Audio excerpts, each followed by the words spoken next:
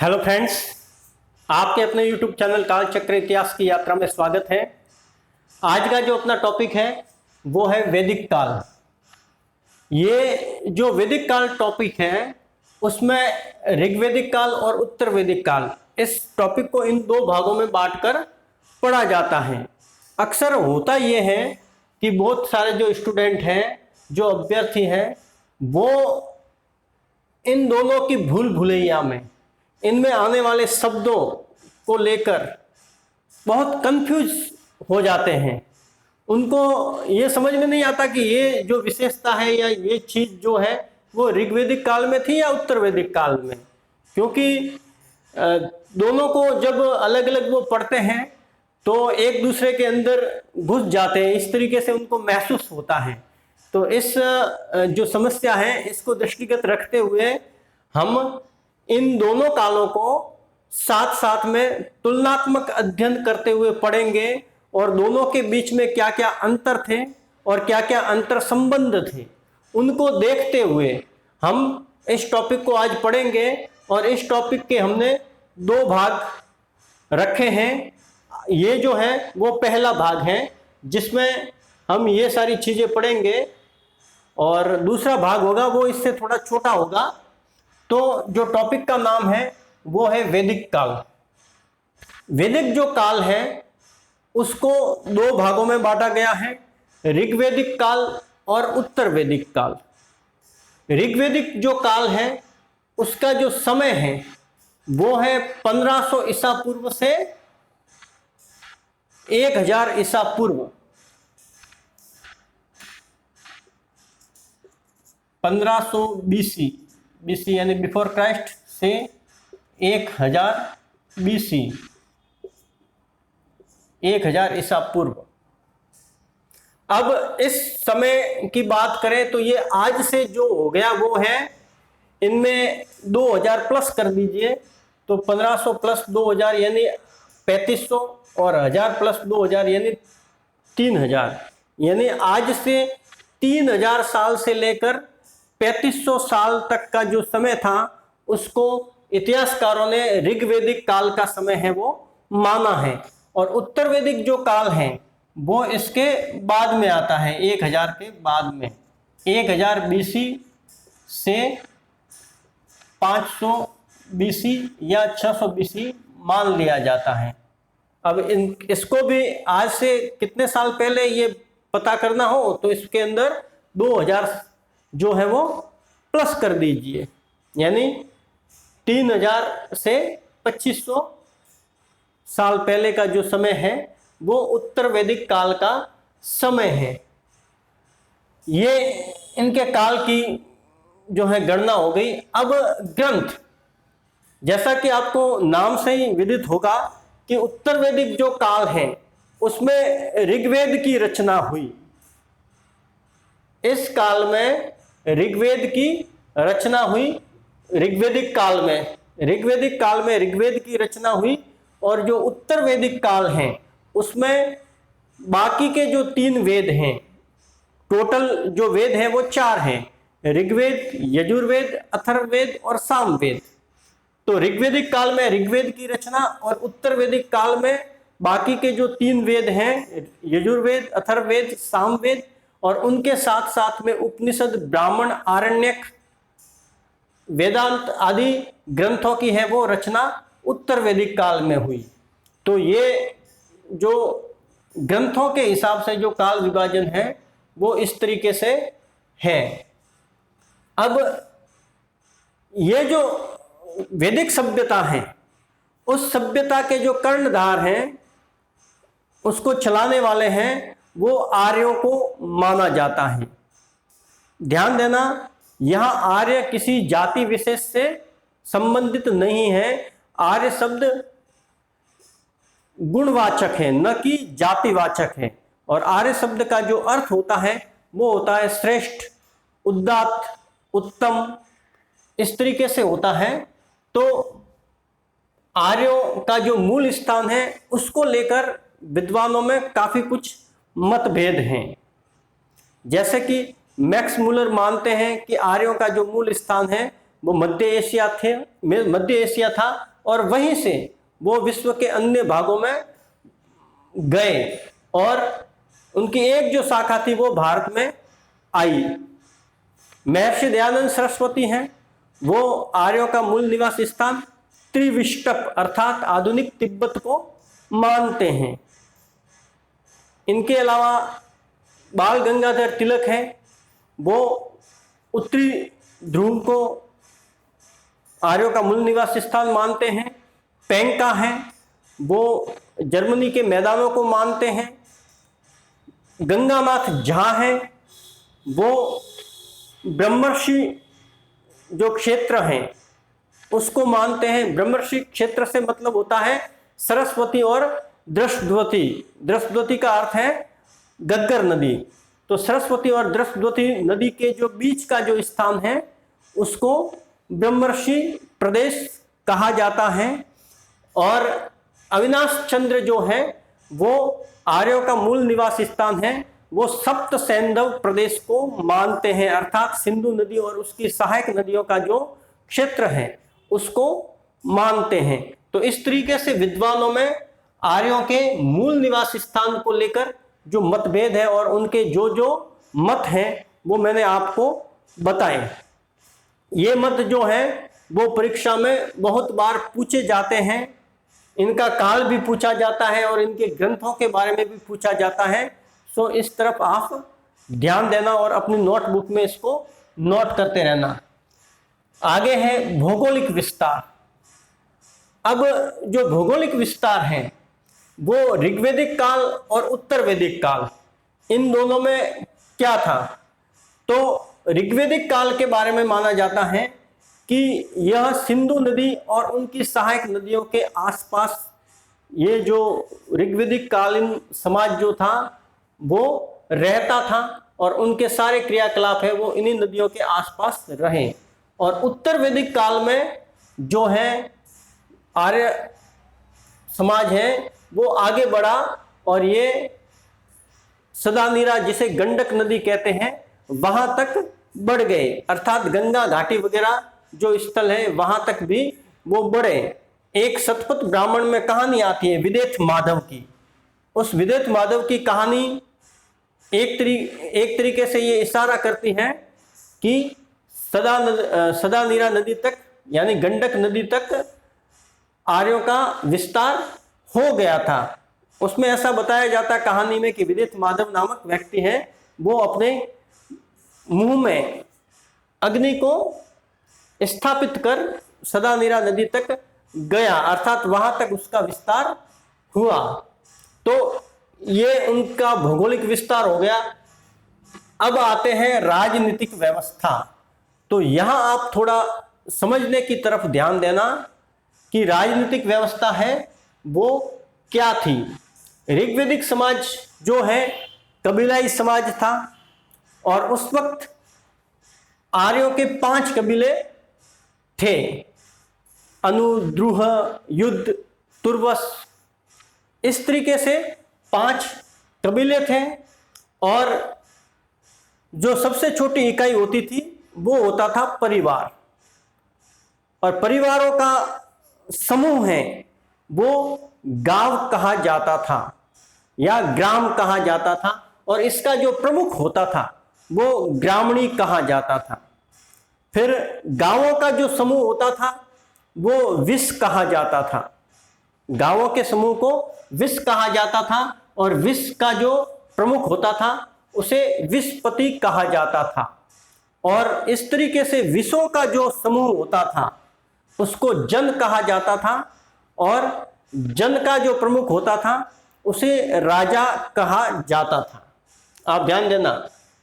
अब इस जो ऋग्वेदिक कालीन जो शासन व्यवस्था है उसका आधार ये है कि इस वक्त कृषि पर इतना ज़्यादा ध्यान नहीं दिया जाता था, ज़्यादातर जो ध्यान है वो पशुपालन पर दिया जाता था। इसलिए इस समाज को इतिहासकारों ने कबीलाई या खानाबदोश समाज माना है, अर्थात ये एक जगह से दूसरी जगह इनका आवागमन चलता रहता था। अतः जो राजा होता था, ऋग्वेदिक काल में जो राजा होता था उसका शासन किसी भूखंड या क्षेत्र विशेष पर नहीं होता था, उसका जो शासन होता था वो उसके जो कबीला था या जिसे जन कहते हैं उस पर था। अर्थात ऋग्वैदिक काल में राजा का जो शासन था वो लोगों पर था, न कि भूखंड पर था। यानी लोग जहां भी जाएंगे उसका शासन वहां स्थानांतरित हो जाएगा। अर्थात जो फिक्स जगह है उसमें रहने वाले लोगों पर उसका शासन नहीं था। अब इसकी तुलना उत्तर वैदिक काल के राजा से करें तो ये बड़ा परिवर्तन आता है कि उत्तर वैदिक काल में कृषि का विस्तार ज्यादा हुआ, और जब कृषि का विस्तार ज्यादा होता है और अधिशेष मूलक कृषि हो जाती है तो गांव बसने शुरू हो जाते हैं और जो समाज है वो स्थिरवासी हो जाता है। तो उनके बसने से एक जगह पर सब स्थित हो गया। तो अब जो शासक होता था उसका शासन लोगों के साथ साथ में एक निश्चित भूखंड पर भी होता था, अर्थात जिस भूमि पर वो बसे हुए हैं, क्योंकि अब वो समाज था वो खानाबदोश नहीं रहा, अब वो निश्चित भूखंड पर निवास करता है। तो उस निश्चित भूखंड और उस पर रहने वाले जो लोग हैं उन पर राजा का शासन होता था। ये दोनों का तुलनात्मक अध्ययन हो गया कि उत्तर वैदिक कालीन जो राजा था उसमें और ऋग्वैदिक कालीन जो राजा था उन दोनों में क्या अंतर था। एक बड़ा अंतर यह था कि उत्तर वैदिक कालीन जो राजा था वो बलि प्राप्त करता था, ऋग्वैदिक कालीन जो राजा था वो बलि प्राप्त करता था और उत्तर वैदिक कालीन जो राजा था वो कर प्राप्त करता था। अब बलि और कर इन दोनों में क्या अंतर है वो मैं आपको बताता हूं। बलि से तात्पर्य होता है कि ये स्वेच्छा पर निर्भर है, अर्थात जिसकी जितनी कैपेसिटी होती है, जो जितना दे सकता है उतना वो राजा को अपने शासक को देगा। और कर में एक फिक्स होता है, एक फिक्स आंकड़ा होता है कि इतना % है वो देना ही है। तो ये दोनों में बड़ा अंतर है बलि और कर का। जो उत्तर वैदिक कालीन जो शासक था वो कर प्राप्त करता था, जबकि ऋग्वैदिक कालीन जो शासक था वो बलि प्राप्त करता था। एक अंतर बड़ा ये भी है कि ऋग्वैदिक कालीन जो शासक था उसकी कोई स्थायी सेना नहीं होती थी, उनके कबीले के जो लोग थे और किसी दूसरे कबीले से युद्ध होता था तो वही लोग हैं जो कृषि वगैरह पशुपालन वगैरह में लगे हुए हैं, वही लोग लड़ने के लिए भी आ जाते थे। जबकि उत्तर वैदिक कालीन जो शासक था वो स्थायी सेना की तरफ बढ़ चुके थे, अर्थात उन्होंने स्थायी सेना भी तैयार कर ली थी। ये शासक की जो स्थिति है उनमें क्या अलगपन है या दोनों में क्या अंतर है उसको मैंने आपको बताया है। अब एक चीज है कि विदत सभा और समिति। विदत है वो एक राजनीतिक संस्थान थी जो बहुत ही पुरानी थी और इस विदत का फिर उत्तर वैदिक काल में अस्तित्व हमें नहीं मिलता है। जबकि जो सभा थी वो श्रेष्ठ पुरुषों, वृद्ध पुरुषों और संभ्रांत या अभिजात्य जो लोग थे उनकी सभा होती थी। इसमें स्त्रियां भी भाग लेती थी। ये सभा है वो उत्तर वैदिक काल में भी चली या चलती रही, निरंतरता उसकी बनी रही।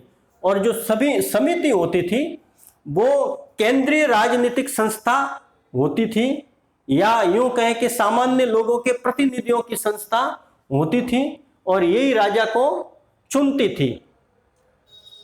ऋग्वैदिक काल में ऋग्वैदिक काल का जो अंतिम समय था वहां तक आते आते राजा का पद है वो आनुवंशिक या वंशानुगत हो गया था और उत्तर वैदिक काल में पूरी तरीके से वंशानुगत हो गया था।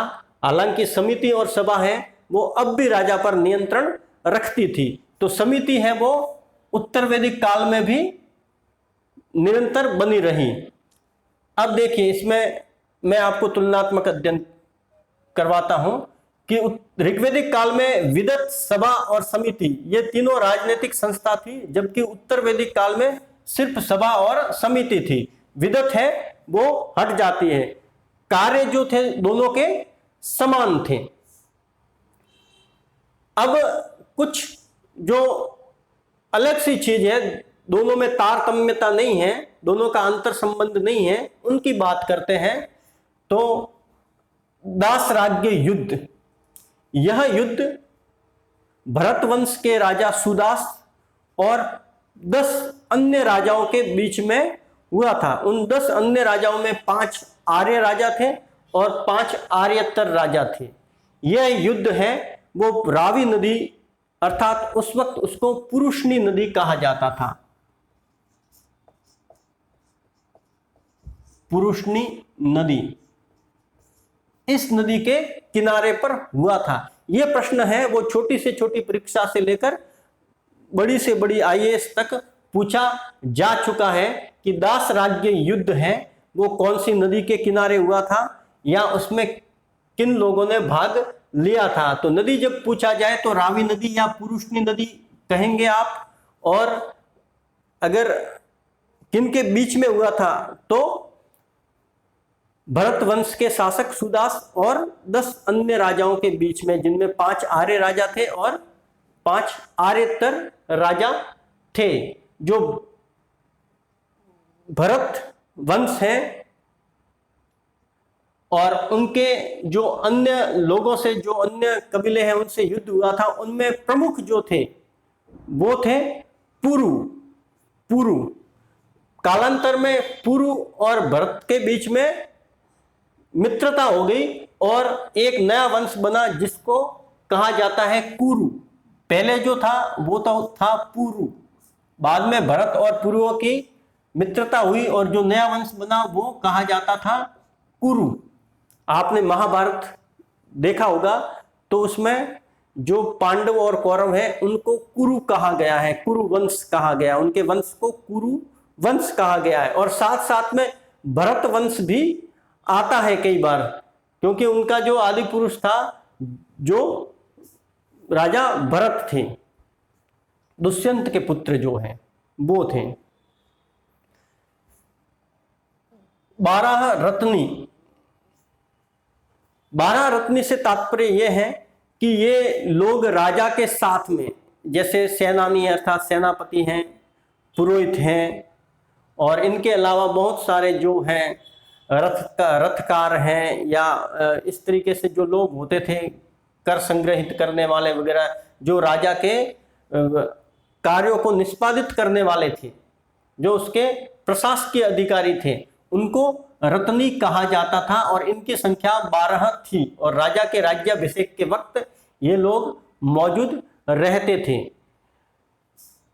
ऋग्वेदिक काल में मंत्री परिषद का कहीं भी उल्लेख नहीं आया है, ये आप ध्यान रखिएगा। ये 12 रत्नी जो है ऋग्वेदिक काल में कहे जाते थे, वो उत्तर वैदिक काल में विभागाध्यक्ष कहे जाते थे। इनमें भागदूग है, जैसे वो अर्थ मंत्री होता था, संग्रहिता है वो कोषाध्यक्ष होता था, पुरोहित होता था, सेनानी अर्थात सेनापति होता था।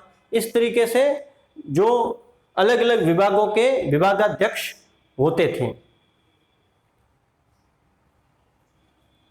अब इस उत्तर वैदिक काल की जो एक विशेषता है वो ये थी ब्रह्म ज्ञानी राजा। उत्तर वैदिक काल के जो राजा थे, बहुत सारे ऐसे राजाओं के नाम आते हैं जो ब्रह्म ज्ञानी थे, जैसे मिथिला के राजा जनक या विदेह, कैकेयी के अश्वपति, काशी के अजातशत्रु, पांचाल के प्रवाहन जाबाली, इन राजाओं के नाम आते हैं। और उपनिषदों वगैरह में भी इन राजाओं के नाम बड़ी संख्या में आते हैं। राजतंत्र पूरी तरीके से स्थापित हो चुका था, हालांकि गणतंत्र का भी कहीं कहीं उल्लेख मिलता है, लेकिन राजतंत्र को विशेष महत्व दिया जाता था। देवी उत्पत्ति का जो सिद्धांत है वो ऐतरेय ब्राह्मण में सर्वप्रथम हमें देखने को मिलता है। देवी उत्पत्ति का सिद्धांत या राजा के देवीय उत्पत्ति का सिद्धांत, इस सिद्धांत से तात्पर्य है कि राजा में देवीय अंश को माना जाता था। अब यज्ञ ऋग्वैदिक काल में हालांकि यज्ञ होते थे, लेकिन यज्ञों का इतना महत्व नहीं था। ये महत्व उत्तर वैदिक काल में बढ़ा। और राजतंत्र की बात करें तो राजाओं से संबंधित भी बहुत सारे यज्ञ हैं, वो उत्तर वैदिक काल में हमें देखने को मिलते हैं, जिनमें एक है अश्वमेध यज्ञ। ये सर्व प्रमुख यज्ञ माना गया है जो राजाओं से संबंधित है। इसमें एक घोड़ा छोड़ा जाता था, राजा द्वारा यज्ञ अनुष्ठान के बाद में एक घोड़ा छोड़ा जाता था, और वो घोड़ा जिन जिन क्षेत्रों में मुक्त रूप से विचरण करता हुआ जाता था और वो जहां से गुजरता था उस क्षेत्र को उस राजा के अधीन मान लिया जाता था। और किसी क्षेत्र में कोई राजा है, वो अगर उस राजा के अश्वमेध यज्ञ करने वाले राजा की अधीनता को स्वीकार नहीं करता था तो वो घोड़ा पकड़ता था और फिर उन दोनों में युद्ध होता था। रामायण में भगवान राम द्वारा अश्वमेध यज्ञ के आयोजन के बारे में आप सभी ने सुना होगा। वैसे ही एक यज्ञ था राजसूय यज्ञ। महाभारत में सम्राट युधिष्ठिर ने अपने राज्याभिषेक के वक्त राजसूय यज्ञ किया था, और यह यज्ञ है वो राज्याभिषेक के वक्त किया जाता था। एक यज्ञ है वो वाजपेयी यज्ञ। उसमें रथों की दौड़ होती थी, जिसमें जो राजा के साथ में लोग हैं वो राजा को विजयी करवाते थे। यह यज्ञ अनुष्ठान है वो उत्तर वैदिक काल में बड़ी संख्या में होने लगे, और इन यज्ञों से सामान्य लोगों को ऐसा लगता था कि जैसे राजा में कोई दिव्य शक्ति आ गई हो। इन यज्ञों का लोगों के चित्त पर गहरा प्रभाव पड़ता था। तो ये राजनीतिक व्यवस्था हमने तुलनात्मक अध्ययन ऋग्वैदिक काल और उत्तर वैदिक का काल का किया है। अब सामाजिक व्यवस्था पर आते हैं। सामाजिक व्यवस्था में ऋग्वैदिक काल की बात करें तो जो परिवार था वो पितृसत्तात्मक था, न कि मात्र सत्तात्मक। पितृसत्तात्मक परिवार था। परिवार ही मुख्य इकाई हुआ करता था, और परिवार का जो मुखिया होता था उसको गृहपति या कुलप कहा जाता था। इस काल में अर्थात ऋग्वैदिक काल में जो है ब्रह्म क्षत्र द्विष हमें 3 श्रेणियां मिलती हैं। अर्थात इस काल में हमें शुरुआत में चतुर्वर्ण व्यवस्था के दर्शन है वो नहीं होते हैं। ब्रह्म से तात्पर्य ब्राह्मण से, क्षत्र से क्षत्रिय, और विष से सामान्य जन। तो ब्राह्मण, क्षत्रिय और सामान्य जन में जो ऋग्वैदिक काल का जो प्रारंभिक समाज है वो विभाजित था। लेकिन ऋग्वेद के 10वें मंडल के पुरुष सूक्त में सबसे पहले हमें 4 वर्णों के बारे में जानकारी है वो मिलती हैं। ऋग्वेद के 10वें मंडल के पुरुष सूक्त बहुत सारी परीक्षाओं में पूछा जा चुका है कि चतुर्वर्ण व्यवस्था का सर्वप्रथम जो उल्लेख है वो कहाँ से प्राप्त होता है, तो वो है ऋग्वेद के 10वें मंडल के पुरुष सूक्त से। ध्यान रखिएगा। तो उसमें परम पुरुष के मुख से ब्राह्मण की उत्पत्ति, भुजाओं से क्षत्रियों की, जांघों से वैश्यों की, और चरण से शूद्रों की जो उत्पत्ति है वो बताई गई है। अब इस तरफ आते हैं, उत्तर वैदिक काल से इसकी तुलना करते हैं तो परिवार यहाँ भी पितृसत्तात्मक ही था। परिवार के प्रमुख को कुलप गृहपति कहा जाता था। लेकिन जो यहाँ पर चतुर्वर्ण व्यवस्था है वो पूरी तरीके से आरोपित या स्थापित हो गई थी। अब बात करते हैं विवाह की। तो जो विवाह है वो एक परंपरा अनुसार होते थे, पुनर्विवाह भी होते थे, बाल विवाह नहीं होता था।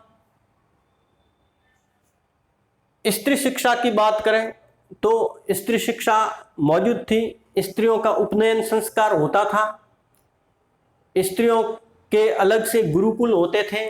और इस काल में हमें बहुत सारी विदुषी स्त्रियों के नाम सुनने को मिलता है, जैसे घोषा, अपाला, लोपामुद्रा, विश्वारा, इस तरीके से। और यही स्त्री शिक्षा की हम उत्तर वैदिक काल में बात करें तो यहाँ आते आते स्त्रियों की दशा में थोड़ा सा हमें गिरावट नजर आती है। फिर भी हमें इस काल में भी गार्गी, मैत्रेयी जैसी विदुषी स्त्रियों के नाम सुनने को मिलते हैं, लेकिन उपनयन संस्कार जो है वो स्त्रियों का अब होना बंद हो गया था। बाकी जो बाल विवाह है वो इस काल में भी नहीं होता था, उत्तर वैदिक काल में भी नहीं होता था। पुनर्विवाह उत्तर वैदिक काल में होता था। और नियोग जो प्रथा है वो भी ऋग्वेदिक काल वगैरह में मौजूद थी। ब्राह्मण, क्षत्रिय और वैश्य, इन तीनों को द्विज कहा जाता था। उनका उपनयन संस्कार होता था, अर्थात इनको शिक्षा प्राप्त करने का अधिकार था। इस काल में शूद्रों की स्थिति में थोड़ी गिरावट आई और उन्हें शिक्षा के अधिकार से दूर रखा गया। गोत्र प्रथा है वो उत्तर वैदिक काल में स्थापित हो गई थी। और जो आश्रम है, आश्रम व्यवस्था है, वो हमें उत्तर वैदिक काल में 3 आश्रम चांदोग्य उपनिषद में मिलते हैं। ब्रह्मचर्य आश्रम, गृहस्थ आश्रम और वानप्रस्थ आश्रम। लेकिन चतुर जो आश्रम हैं, चारों आश्रम हैं, वो पहली बार हमें जाबालोपनिषद में देखने को मिलते हैं। इस बात को आप याद रखना कि 4 आश्रमों का उल्लेख सर्वप्रथम कौन से ग्रंथ में आया है, तो वो है जाबालोपनिषद। कौन सा है? जाबालोपनिषद। इसमें सबसे पहले हमें 4 आश्रमों का उल्लेख मिलता है। उनसे पहले 3 आश्रमों का ही उल्लेख मिलता था। विदेथ माधव की कहानी और वैवस्वत मनु, इन दोनों की कहानी है वो शतपथ ब्राह्मण में हमें देखने को मिलती हैं। ये भी परीक्षा में पूछा जाता है। शतपथ ब्राह्मण, यह यजुर्वेद का ब्राह्मण है, शतपथ ब्राह्मण। विदेथ माधव की कहानी में बता चुका हूं पहले। और वैवस्वत मनु की कहानी से तात्पर्य है कि जो एक जल प्लावन या जल प्रलय आया था, जिसमें मनु और उनकी पत्नी श्रद्धा वो बचे थे, वो कहानी जो है वो हमें शतपथ ब्राह्मण में सर्वप्रथम देखने को मिलती है। तो ये सामाजिक व्यवस्था हो गई। अब आर्थिक जीवन की तरफ आते हैं। तो जो ऋग्वेदिक काल और उत्तर वैदिक काल में जो प्रमुख अंतर है वो ये है कि ऋग्वेदिक काल में कृषि गौण व्यवसाय था आर्यों का, और पशुपालन है वो मुख्य व्यवसाय था। जबकि उत्तर वैदिक काल में कृषि मुख्य व्यवसाय हो गया। ऋग्वेदिक काल में जो कृषि है वो गौण व्यवसाय था, इसीलिए हमें ऋग्वेदिक काल में या ऋग्वेद में जो है उस एक ही फसल के बारे में जानकारी मिलती है। जबकि उत्तर वैदिक काल में हमें चावल, मूंग, उड़द, गेहूं, उन सभी के बारे में जानकारी है वो मिलती है। ऋग्वेदिक काल में पशुपालन मुख्य आधार था और जो गाय थी वो इस पशुपालन का केंद्र बिंदु थी। गायों के लिए बहुत सारे युद्ध हुआ करते थे जिन्हें गवेषणा, गव्य आदि कहा जाता था, और गाय ही दक्षिणा की मुख्य वस्तु मानी जाती थी। कृषि गौण थी। अब शिल्प जो है, शिल्प उत्तर वैदिक काल में हमें देखने को तो मिलता है लेकिन फिर भी कम है। शिल्पकारी में रथकार हैं, बढ़ई हैं, चर्मकार हैं, कुम्हार हैं, ये सब आते हैं। जबकि उत्तर वैदिक काल में शिल्प कला है वो जोरों पर थी, अर्थात इससे विकसित थी। बैकनाट ये सूदखोर होते थे जो ब्याज पर पैसा देते थे। इनको कुशी दिन भी कहा जाता था, और ये बैकनाट उत्तर वैदिक काल में भी मौजूद थे। जो महाजनी प्रथा को चलाते थे। श्रेष्ठी, अब व्यापार व्यवसाय की बात की जाए तो ऋग्वैदिक काल में हमें व्यापार व्यवसाय के बारे में कोई ज़्यादा जानकारी नहीं मिलती है, या यूँ कहें कि ऋग्वैदिक काल में व्यापार व्यवसाय है वो बहुत ही कम या न के बराबर होता था, क्योंकि वैदिक कालीन जो सभ्यता है उसको इतिहासकार है वो ग्रामीण सभ्यता मानते हैं, अर्थात शहरों का विकास नहीं था। तो जो व्यापार व्यवसाय है वो शहरों के विकास पर ही निर्भर करता है, या शहरों का विकास और व्यापार व्यवसाय का दोनों का एक दूसरे का अंतर संबंध गहरा होता है, जो कि हमें वैदिक काल में हमें किसी नगर के अवशेष नहीं प्राप्त होते हैं। अतः व्यापार व्यवसाय है वो ऋग्वैदिक काल में हमें ज़्यादा देखने को नहीं मिलता है, लेकिन उत्तर वैदिक काल में थोड़ा विकास होता है, और उत्तर वैदिक काल में हमें श्रेष्ठी वगैरह देखने को मिलते हैं। श्रेष्ठी से तात्पर्य सेठ, जो व्यापार व्यवसाय करते थे। अयस अर्थात तांबा और कांसे का प्रयोग होता था, जो कि उत्तर वैदिक काल में भी मौजूद था। घोड़ा वैदिक काल में मुख्य पशु माना जाता था, चाहे वो ऋग्वैदिक काल हो या उत्तर वैदिक काल हो। और जो व्यापार है वो वस्तु विनिमय के माध्यम से होता था। वस्तु विनिमय, देखिए विनिमय के माध्यम मुख्य तौर पर दो हैं, एक वस्तु विनिमय और दूसरा है मुद्रा विनिमय। अर्थात कोई वस्तु ली जाती है या खरीदी जाती है, उसके बदले में दूसरी वस्तु जब दी जाती है तो उसे वस्तु विनिमय कहा जाता है। और जब कोई वस्तु खरीदी जाती है और उसके बदले में धन दिया जाता है, सिक्का दिया जाता है या नोट दिया जाता है, पैसा दिया जाता है, उसको मुद्रा विनिमय कहते हैं। तो ऋग्वैदिक काल में व्यापार या थोड़ा बहुत जो लेन देन होता था वो वस्तु विनिमय के माध्यम से होता